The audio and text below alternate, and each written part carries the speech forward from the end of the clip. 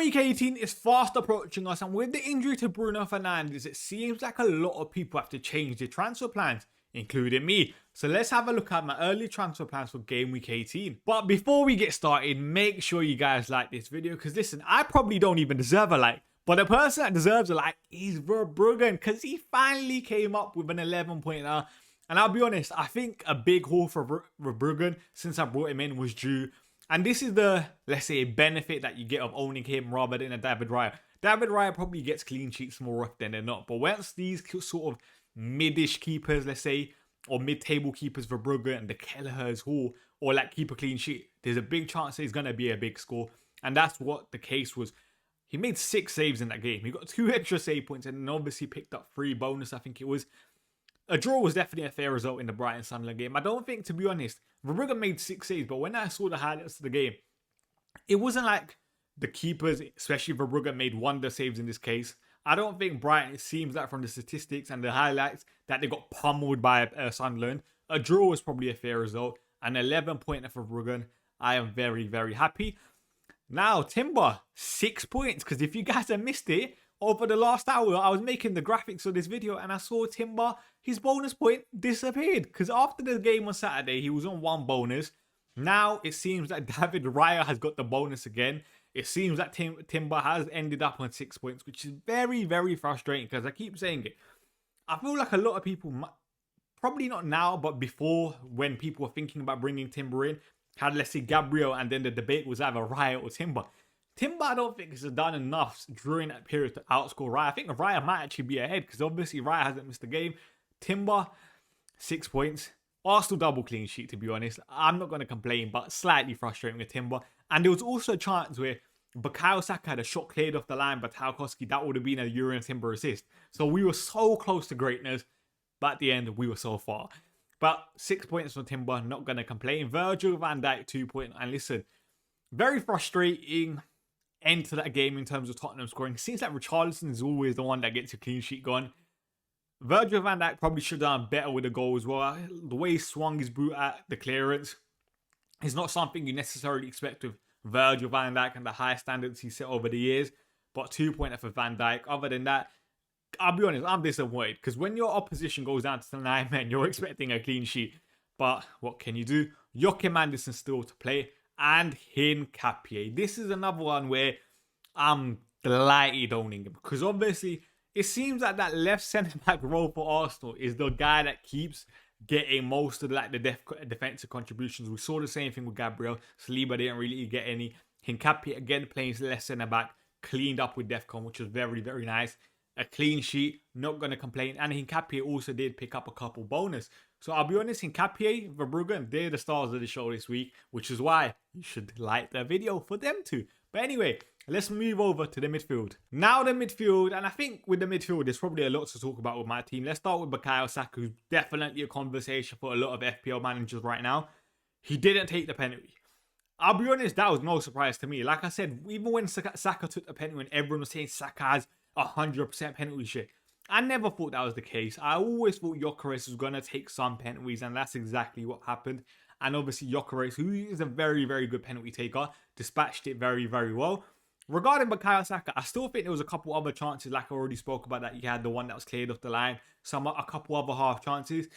The question is, on a lot of people's mind, is Bukayo Saka worth 10 plus million? The answer to that question is probably no. But at the same time, he's still, in my eyes, a very, very good FPL asset. If people want to now move Saka to Declan Rice and free up funds, move funds elsewhere, I have no problems with that. But let's not act like Bukayo Saka is all of a sudden a bad FPL asset. Because I feel like within the FPL community, we can sometimes be very, very reactionary to outcomes.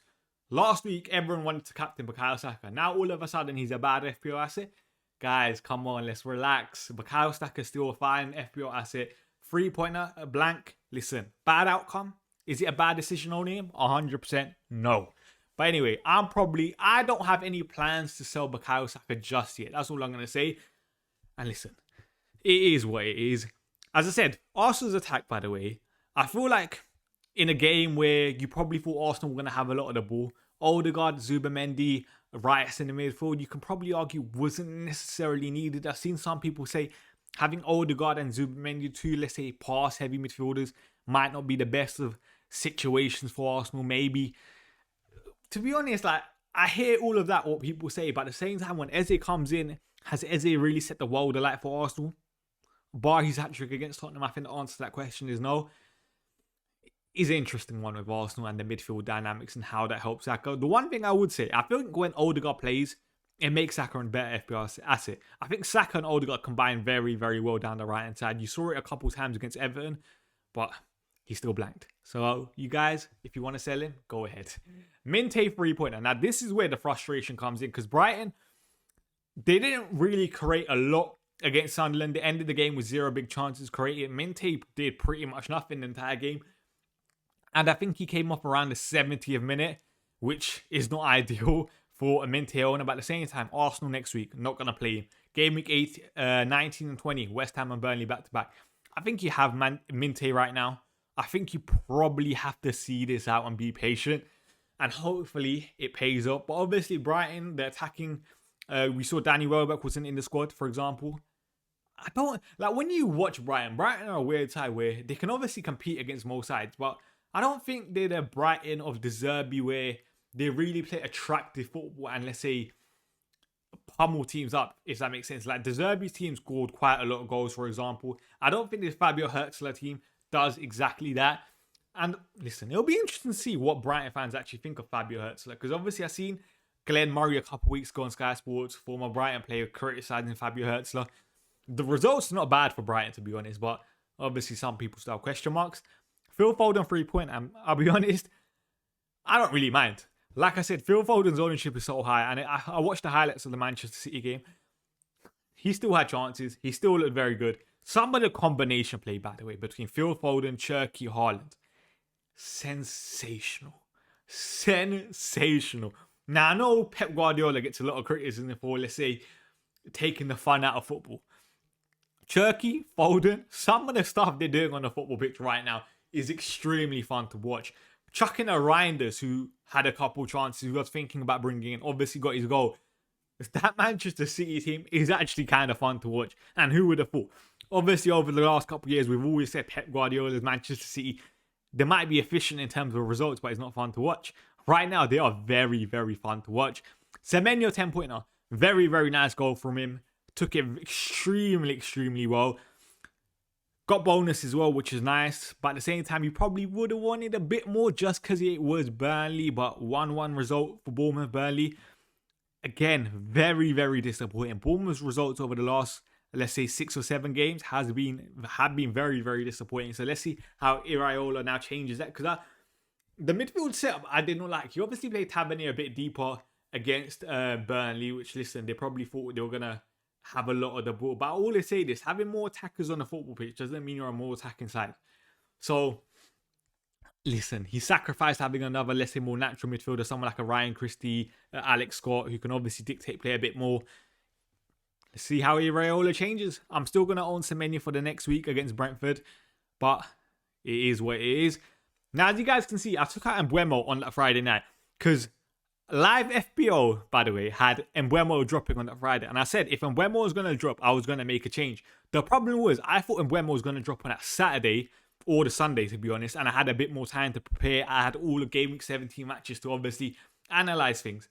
That weren't the case. On that Friday night, Mbeumo was predicted to fall. That meant I couldn't bring in Granit Xhaka. Because as I said, one of the main reasons I wanted to bring in Granit Xhaka was for Game Week 18, but it was obviously on 4 yellow cards. So I needed to see how the Game Week 17 fixture went before making that transfer.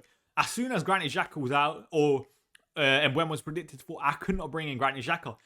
Just of that risk of him missing out in Game Week 18. At the end of it, he still didn't get a yellow card, which is slightly frustrating. And Mbeumo didn't drop. The other contender was obviously Reinders. And obviously Reinders scored, which is slightly frustrating. But the more I was thinking about the Reinders move, I just thought, just in case I want a Cherki in the future, who's looking very, very good for Manchester City, I'm kind of blocking that Manchester City slot, which I didn't want to do.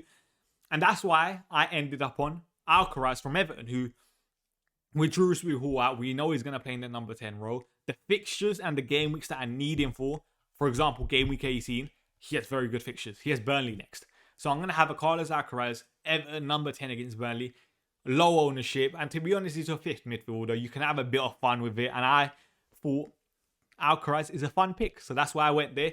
Anyway, that's my defense and midfield. Let's have a look at my attack. And with the attack, I'll be honest, there's no point wasting much time here. Erling Haaland doing what Erling Haaland does, scoring, getting assists, 16 points if you had him, 32 points if you captained him, 48 points if you triple captained him. So well done to triple captainers that done it on Erling Haaland. I think his expected ownership was around 208% around my rank. So his points did actually hurt me, which is not nice, but at the same time, it's not too bad. Thiago blanked, and I'll be honest, he's already out my side. Let me explain. But before I do that, as you guys can see, I've currently got about of an 80k green arrow, I think it is, with obviously Joachim Andersen still to play. The only problem is, I think Harry Wilson around my rank is actually 40% EO. I do not know how he's that high, but he actually is. So let's see how the Monday night fixtures go before obviously if I get a green arrow or if I don't. But anyway, let's have a look at my transfer plans. So now let's have a look at my early transfer plans for game week 18. And on that Saturday night, I already made one transfer. Thiago is predicted to drop. He went out my side. EKITIKÉ was predicted to rise, and I wanted to obviously bring in EKITIKÉ, which was always the plan going into this week. The frustrating thing now is I feel like a lot of people have like jumped on the EKITIKÉ hype in terms of other content creators, because now obviously Alexander Isak is obviously going to be out for Liverpool. Everyone now wants EKITIKÉ, which is slightly frustrating because obviously when I wanted EKITIKÉ, it was obviously going to be a minutes risk, and it was obviously going to be difficult for people to get to. But obviously now with the Bruno Fernandes injury, which seems like he probably will be out for game week 18, according to the comments by Ruben Almorin, it is slightly frustrating because that player that would have been hard for a lot of people to get to is probably not as hard now, with obviously people probably downgrading Bruno Fernandes. But anyway, the conversation I want to have is, the plan was in game week 19 to bring in Bruno Fernandes, which if he's back by then, still might be the plan. But we are in a situation now where if Bruno Fernandes is out a bit long term, we can take a bit more short-term punts, because obviously I don't need to maybe get rid of Hincapié just yet to free up funds to bring in Bruno Fernandes. Someone I am thinking of, and I mentioned him briefly last week, and I know a lot of people are going to disagree. It's Florian Wirtz and doubling up on Liverpool.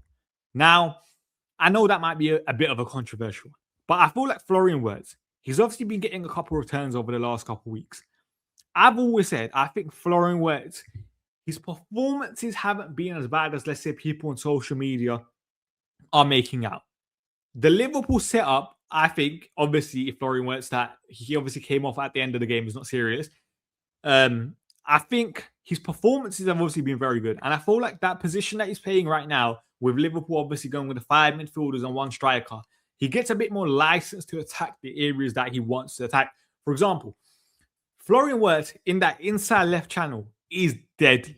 If you guys saw his average position from Bayer Leverkusen last year compared to Liverpool at the start of the season, it was completely different. For Liverpool, it was a bit more central, a bit more deeper. For Bayer Leverkusen, it was a bit more on the left-hand side, a bit more higher. And I feel like right now he's getting into those zones that he's used to. And you saw the assist to Alexander Isak, a bit on the inside left channel, plays a nice little reverse pass to Alexander Isak, who obviously finishes it very, very well, I should say. Florian Wirtz has to be in contention for me. And obviously, I have Semenyo. I have 1.1 in the bank. I can obviously just go straight Semenyo to Wirtz, have Wirtz for Wolves at home, Leeds at home, which I think doubling up on the Liverpool attack could obviously be very, very exciting. I think there are a couple other plays that we have to talk about, and one of them is Declan Rice. Again, another monstrous performance from Declan Rice, not only on the football pitch, but also on the FPL pitch, getting 11 points, hitting DEFCON again, getting obviously bonus. He is a very, very good FPL asset. And that's one thing where people keep saying, is Declan Rice, I think he's averaging 5.7 points per match. Is he going to continue doing it? But it just seems like every single week, Declan Rice is finding more ways to still hold that around that 5.7 to 6 points per match score, which is obviously very, very good. So he has to be in contention. And obviously the most obvious solution to bringing in Declan Rice will probably have to be taking out Bukayo Saka. Is Bukayo Saka going to play every single game of the Christmas period?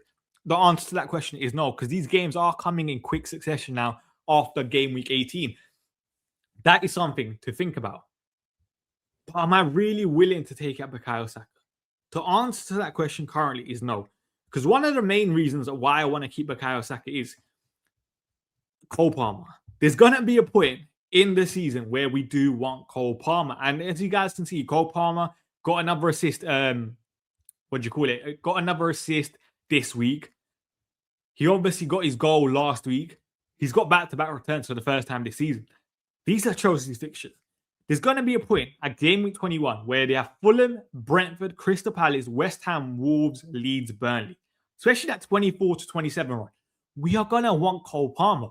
So having Bukayo Saka currently in your team as like a little placeholder to then eventually move to Cole Palmer is one of the main reasons why I don't want to get rid of Bukayo Saka. Because if I know I'm going to downgrade Bukayo Saka, I'm going to have to, let's say, make 2 transfers eventually to bring in Cole Palmer. That's obviously not something I really, really want to do. Because remember, guys, game week or the second half of the season, obviously we have all our chips again. But we are also going to have doubles and blanks coming up in the second half of the season. Do we really want to be making luxury transfers? Do I think Saka to Declan Rice is a luxury transfer? I'll be honest, for my team, I currently only have 1 free transfer left. I think it is.